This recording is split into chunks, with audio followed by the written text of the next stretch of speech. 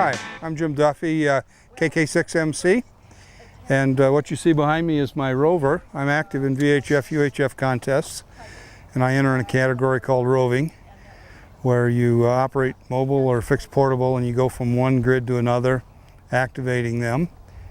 There's a lot of interest in the antennas. The top antenna is a 6-meter Moxon, stressed Moxon. This is a SM50 made by Dale Electronics. I just put it together this morning, and my first impression of it was, gee, this is a lot bigger than I thought it would be. And my wife's first impression of it was, you expect me to drive with that thing on the car? But it held up fine. We drove over from Albuquerque with it in this configuration, 75 miles an hour. Other than the car overheating a bit, there's no problem. Below the 6-meter Moxon is a 6-meter or a 6-element 432 Yagi. Below that's a 3-element 220 Yagi. Below that's a 3-element 2-meter Yagi. I'm set up to do the UHF contest this weekend. The 2-meter Yagi is for coordination. I prefer the Yagis to loops when I'm traveling. A little bit more gain. The loops are marginal. A lot easier to drive with though.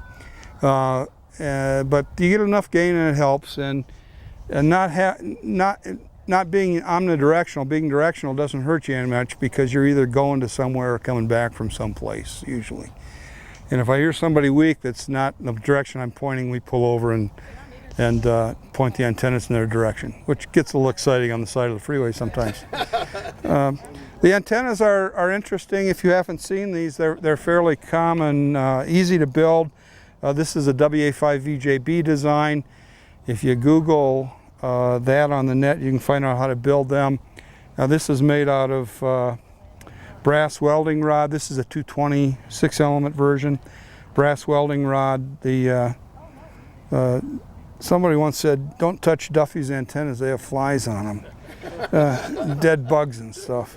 The driven element's made from number 8 gauge copper wire.